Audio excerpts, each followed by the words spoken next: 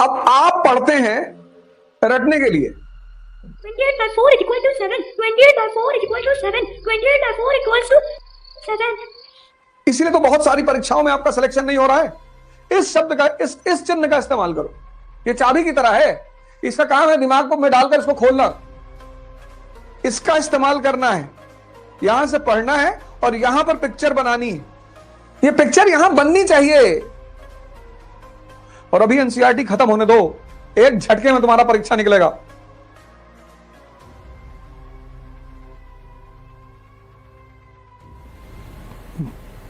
जय हिंद फ्रेंड्स।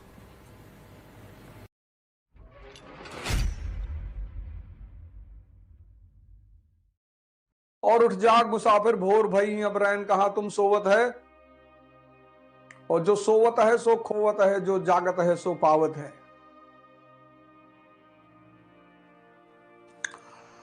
सारे लोग उठ जाएं। इस देश का भविष्य इस देश के युवाओं के हाथ में है। नौजवान क्रांति पार्ट 2।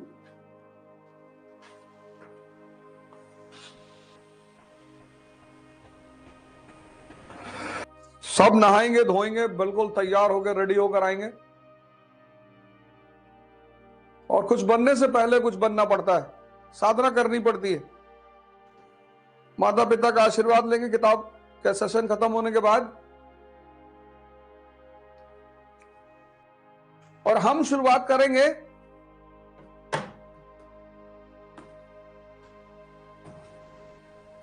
मैंने जैसे कहा कि 5 से 6 ध्यान और योग का कार्यक्रम रहेगा, पर वो अभी 10 दिन नहीं रहेगा। मैं 10 दिन पढ़ाऊंगा आपको। और ये विवेकानंद जी की एक किताब है, रामकृष्ण मठ से आती है ध्यान। ये लेनी है, ये लेना ही लेना है। हिंदी में भी है, इंग्लिश में भी है। Those who are of English medium they can buy in English also.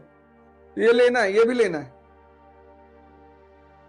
फिर आप जिस भी धर्म को मानने वाले हैं, जैसे मैं गीता पढ़ता हूं, न्यूज़पेपर सुबह नहीं पढ़ना है, छूना ही नहीं। दिन की शुरुआत एक पॉजिटिव थॉट से करनी, पॉजिटिव विचार से। एक श्लोक, एक पारा, एक पैराग्राफ, बस उस थॉट को दिन भर दिमाग में रखना है। कोई भी एक। मैं यथार्थ गीता पढ़ता हूं, आप बाइबल पढ़िए, कुरान पढ़िए, आदि ग्रंथ पढ़िए, जो भी आपका धर्म ग्रंथ है, जो भी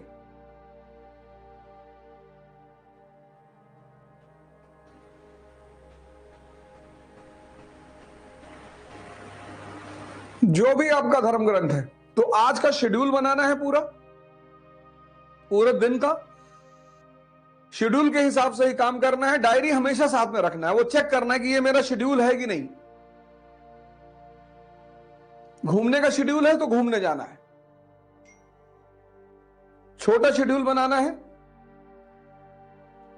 बड़ा कर ले जाते हैं तो बहुत अच्छा है, पर बड़ा करके छोटा नहीं कर पाएंगे तो डिप्रेशन पैदा होता है। ऐसा कोई काम नहीं करना है। अब आप पढ़ते हैं रटने के लिए, इसीलिए तो बहुत सारी परीक्षाओं में आपका सिलेक्शन नहीं हो रहा है। पहली अप्रोच ही गलत है। रटना है, तथ्यों को याद करना है, बिल्कुल नहीं। सब पूरे चैप्टर को समझना है और तथ्यों की प्रैक्टिस करनी है। अब जो भी चैप्टर हम पढ़ेंगे उसका पहले थीम निकाल लेंगे कि इस चैप्टर का थीम क्या है। इस चैप्टर को पढ़ने के बाद कौन सी पिक्चर बनेगी मेरे मन में, इसका इस्तेमाल करना है। यहां से पढ़ना है और यहां पर पिक्चर बनानी है। किताबों को अंडरलाइन मत करो। अंडरलाइन करने से तुम्हें एहसास होता है कि तुमने पढ़ लिया है। इस शब्द का, इस चिन्ह का इस्तेमाल करो। ये चाबी की तरह है, इसका काम है दिमाग को में डालकर इसको खोलना।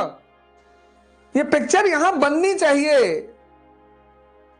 वर्षों से वन में घूम घूम, बाधा विघ्नों को चूम चूम, सधूप घाम पानी पत्थर, पांडव आए कुछ और निखर।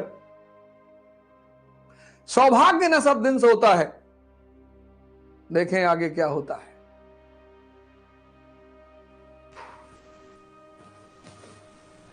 ये ग्राफ याद रखना है, इसको यहां सेव करना है, इसको नोट्स कहते हैं। वो जो गिना जाता है वही नोट नहीं है।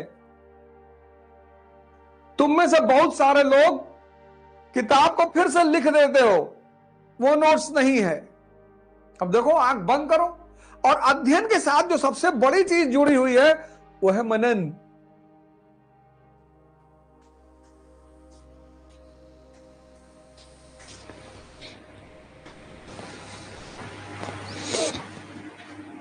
नहीं तो उल्टा सीधा जवाब दे दोगे किसी को, फिर भागे भागे घूमोगे।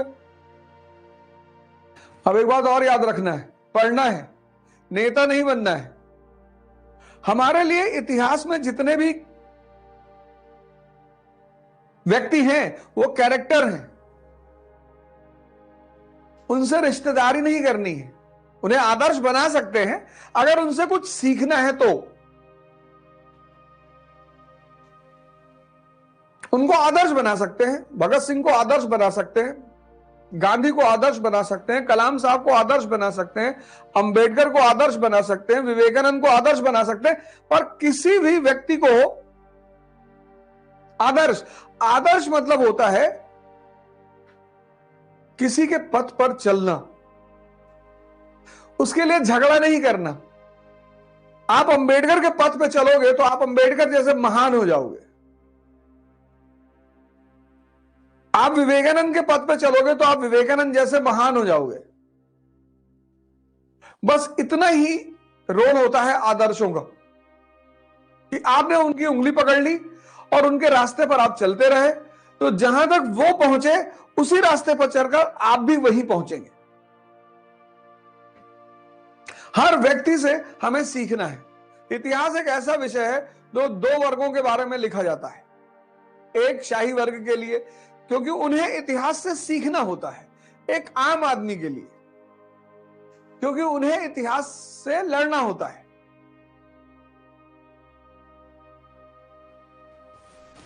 समझना है इस बात को। लड़ाई सबको जीवन में लड़नी है। देखो, 5 बजे उठ रहे हो, लड़ाई ही तो कर रहे हो। मानव का जीवन बिना युद्ध के संभव ही नहीं है। War is the part of human life, या मैं कहूं वॉर इज ह्यूमन लाइफ। सबके जीवन एक युद्ध है, लड़ना है। इन किसके लिए लड़ना है और किससे लड़ना है, ये बहुत जरूरी है। आप रिक्शे वाले से लड़ रहे हैं, ऑटो वाले से लड़ रहे हैं, आप खत्म हैं। आप कुछ नहीं कर पाएंगे जीवन में। हमारे दिल्ली के सीएम अरविंद केजरीवाल जी, वो हमेशा जो सत्ता में रहता है उसी से लड़ते हैं। कभी कांग्रेस से लड़ रहे थे, आज बीजेपी से लड़ रहे हैं। तुम लड़ते किससे हो, यह बहुत इंपॉर्टेंट है। और लड़ाई के बिना कोई जीवन ही नहीं।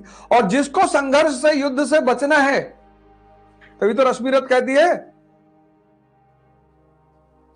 कि वर्षों से वन में घूम घूम, बाधा विघ्नों को चूम चूम, सधूप घाम पानी पत्थर, पांडव आए कुछ और निखर। वो जो तुम स्ट्रगल से भागते हो ना, उससे भागना नहीं है।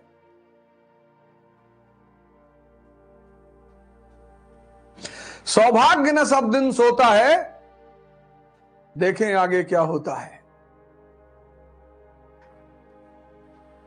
अब तुम्हारी जो नीति है वो प्राथमिकता के हिसाब से होनी चाहिए।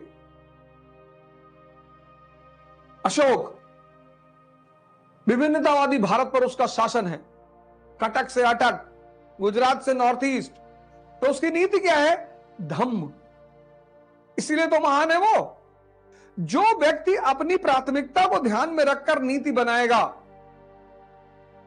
अब तुम विद्यार्थी हो और वो भी प्रतिस्पर्धी, कॉम्पिटिटर, योद्धा। विद्यार्थी तब भी ठीक, योद्धा, प्रतिस्पर्धी, कॉम्पिटिटर और आईएएस की तैयारी करने वाला। अब तुमको हिंदू पढ़ना है,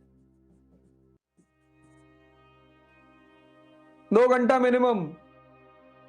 तुमको 6 घंटे की अपनी शेड्यूल की पढ़ाई करनी है, 8 घंटा, यानी पर डे ये 8 घंटा तुम्हें देना ही देना है। और बाकी 4-5 घंटा डिस्कशन करना, सोचना वॉक करना, एक्सरसाइज करना, ध्यान करना, यानी तुम्हारा जीवन में जीने का भी समय नहीं है। और एक ही साल की बात होती है, मैक्सिमम 2, तो 2 साल इन्वेस्ट करके अगर जिंदगी का 80 साल अच्छा हो जाए तो यार LIC से भी अच्छी पॉलिसी है।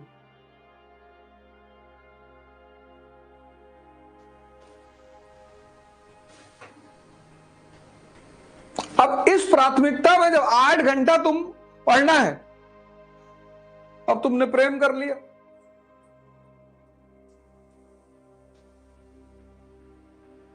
तो तुम्हारी प्राथमिकता ये थी नहीं। प्रेम गलत नहीं है, वो तुम्हारी प्राथमिकता नहीं थी। तुमने प्राथमिकता के विरोध में काम कर दिया, इसलिए तुम परेशान होने जा रहे हो। तुम प्रेम को दोष मत देना कि हमको लड़की बर्बाद कर दी, करती ही नहीं। जो जो एप्लीकेशन डालता है कि हमको बर्बाद कर दो, हमको बर्बाद कर दो, तो किसी किसी की इच्छा पूर्ति करती है।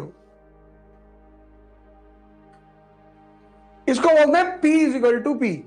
पॉलिसी किस पे डिपेंड करनी चाहिए? प्राथमिकता की। तुम्हें अपने जीवन की प्राथमिकताएं सेट करनी है, प्रायोरिटीज। एक औरत ने अपनी आदमी से कहा,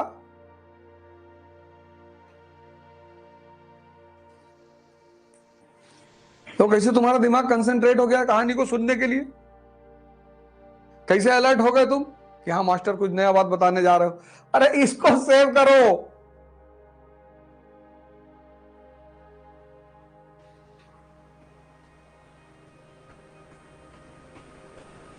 कुछ लोग तो बहुत बेचैन हो गए, पर्दे बैठ गए कि लड़की वड़की बात नहीं कर रहे हो। आज करेंगे ना, अभी करेंगे। अब तुम्हें यहीं पर रुकना है, एक इमेज बनानी है। 1707 औरंगजेब की डेथ, विद्रोह, वित्तीय संकट, विद्रोह से निपटने के लिए ये सारी नीतियां।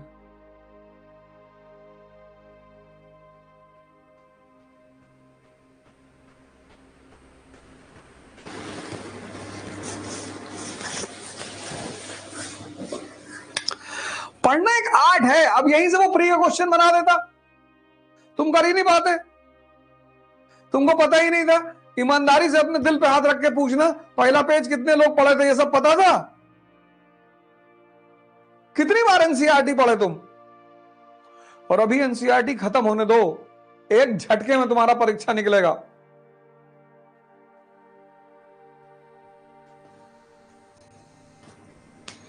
डॉक्टर कहता है कि रोग मत ठीक होने दो। मरीज मरीज नहीं है, क्लाइंट है। जब से लोगों ने सुना है कि मैं ये कर रहा हूं, पहले तो उन्हें आशा नहीं थी कि मैं करूंगा 501 रुपए में। जब उन्होंने देखा कि अरे ये तो डिक्लेयर कर दिया, अब एक्टिव हो गए। धोखा दिया बच्चों को।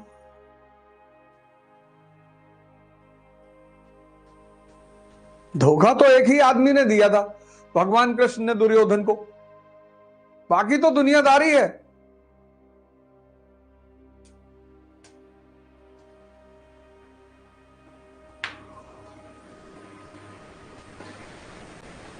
ध्यान करो मेरे साथ, योग करो, पढ़ो, सोचने की क्षमता का विकास करो।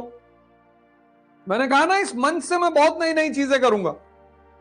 सारी एनसीईआरटीयां पढ़ी जाएंगी। अब जिसने नहीं पढ़ा उसको ये डायग्राम बना के मैं अपलोड करवा दूंगा, अगर मेरा मन कहा तो। नहीं कहा तो वो भी नहीं कराऊंगा। कोई रिकॉर्डेड लेक्चर नहीं।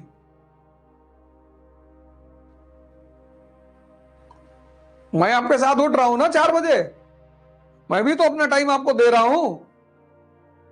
आप उसका इस्तेमाल करो।